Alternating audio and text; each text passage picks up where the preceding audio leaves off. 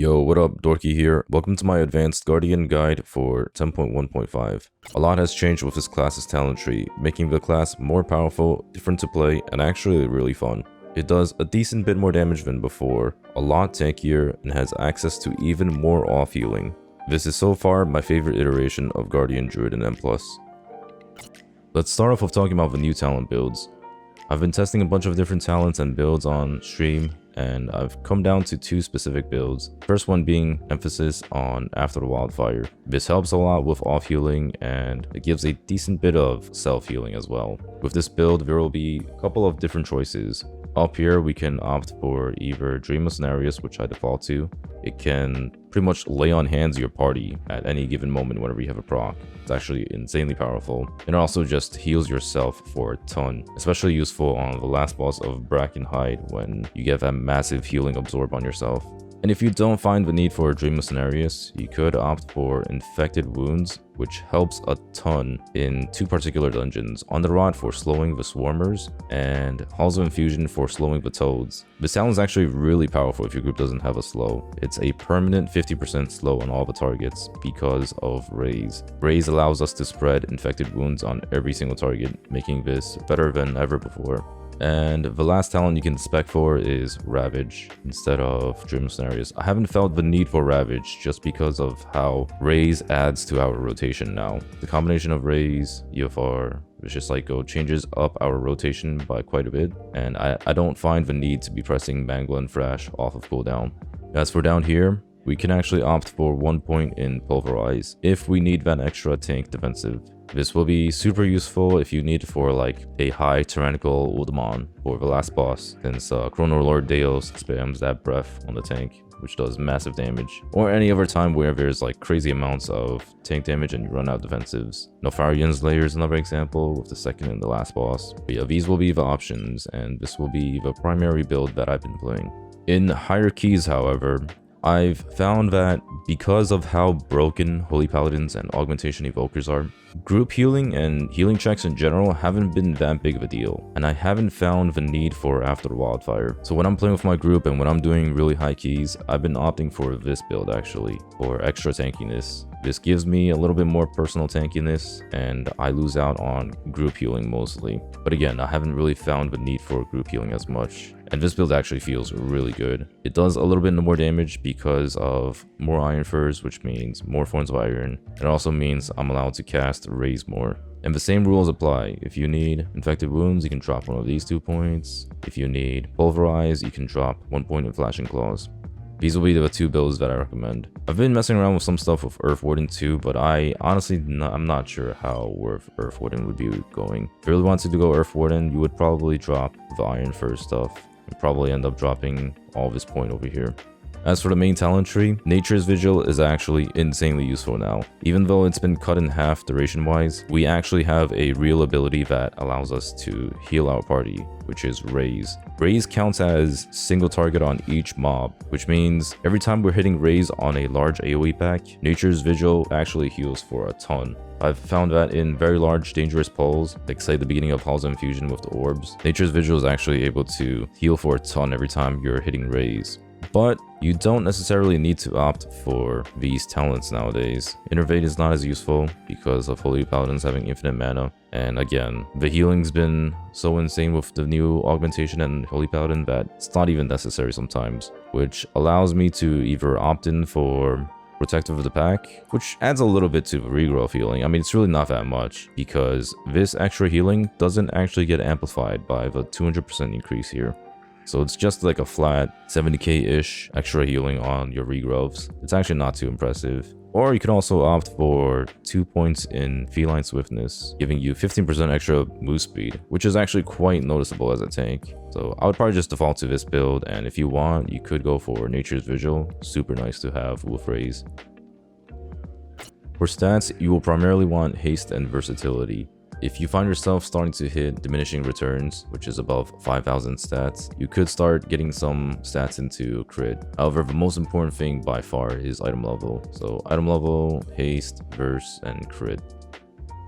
For trinkets, your best in slot will be Ominous Chromatic Essence and Beacon to the Beyond. The Essence will be used for your party, and Beacon to Beyond will just provide you a ton of burst damage. However, you will find times where you can't necessarily use this, and for stat sticks, you can use Harlan's Loaded Dice, Screaming Black Dragon Scale, and Nofarian's Class Trinket. For defensive trinkets, there's Treemouth Splinter, Crag Shaper Talisman, and Ward of Faceless Ire. These are all the trinkets I would recommend you trying to get. For embellishments, you'll want to go for Toxic Thorn Boots with Toxic Patch. And for the weapon, you definitely want to try to get Rashhawk's weapon. This one does big damage. Now to talk about how Guardian plays in 10.1.5. Let's start off with talking about how we should spend our rage. With the addition to Raise in our talent build, we will have Raise, Maul, and Ironfur now as a rage spender. Let's go over Ironfur first. Looking at this little chart I made, it shows exactly how much DR my character gets with each stack of Ironfur. 0 being 47.78% and 6 being the cap at 85%. What this means is that we will generally want to be at the minimum of 1 Ironfur stack up to 6 maximum. Never go beyond 6 stacks of Ironfur. If you were macroing Ironfur to every single one of your abilities before, you should take that off. That is very bad to do. We can see that from 3 stacks of Ironfur onwards, it starts to diminish really hard. For the most part, we will want to maintain at the very least 1 stack of Ironfur, which is where most of our mitigation is from. Depending on how challenging the pack is and how high of a key level you are doing, you should go up to 3 stacks of Ironfur. And in really challenging keys, you might want to go up to 5 stacks of Ironfur. Going past 6 stacks of Ironfur is a complete waste, so do not waste your extra rage. I would recommend for most of you guys, stay around the 3 to 4 target range at the very most. And if you are doing higher keys, you can push it up to 5 stacks, 6 stacks even if you really need to. But for the most part, just be within the 1 to 4 range. And spend the rest of your rage on either pressing Raise or Maul, depending on single target or AoE.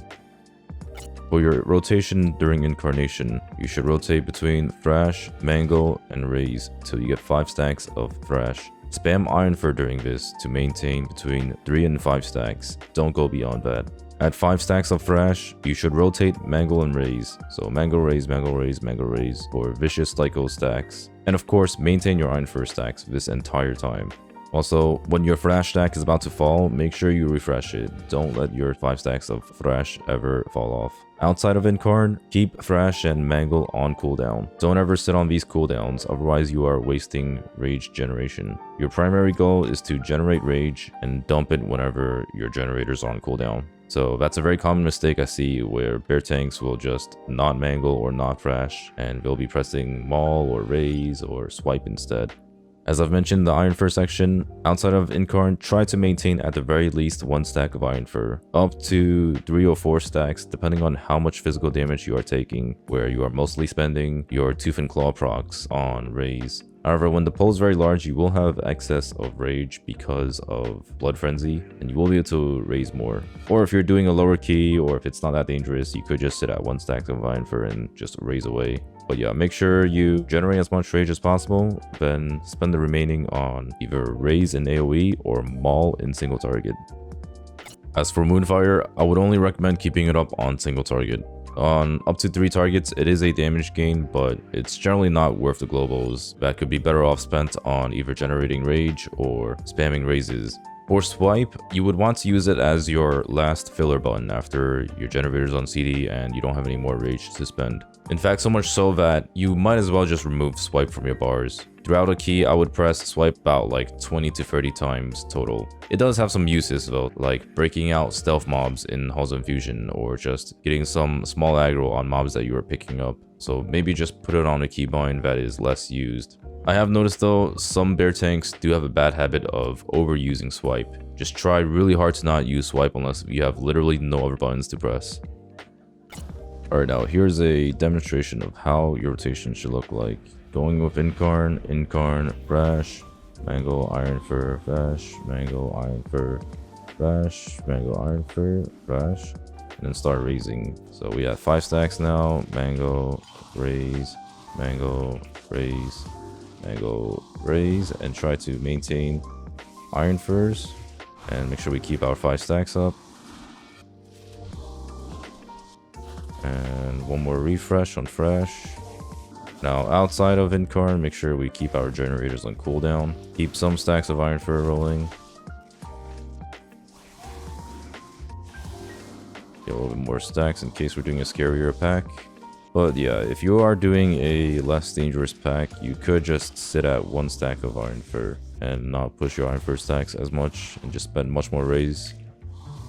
But that should be the general gist of how you play Guardian rotation wise. Here are some useful macros that I use, and I'll link down in the description below.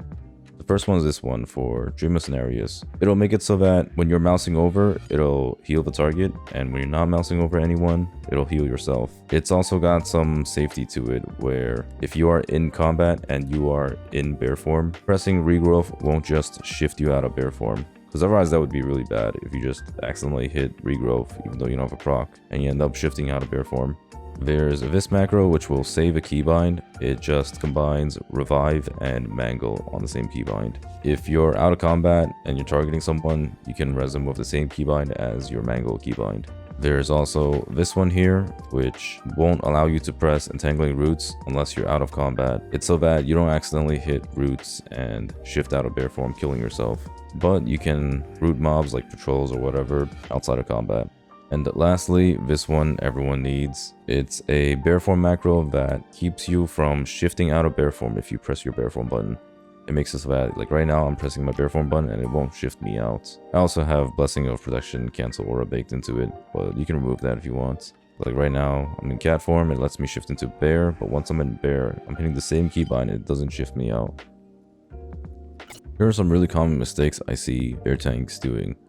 One is going into a pack with 0 rage. You should never ever go in with 0 rage. Always try to have rage banked up from the pull before, and if not, you can shift out of bear form, then shift back into bear form before going into the pull, which will give you 25 rage at the very least. And when you don't have rage for fur, always go into the pack with some major defensive up, whether it's Spark Skin or Rage of the Sleeper or even Survival Instincts. There will be times where you would have to even Survival Instincts on pull, but generally try to have something going into a trash pack, otherwise you will just die instantly.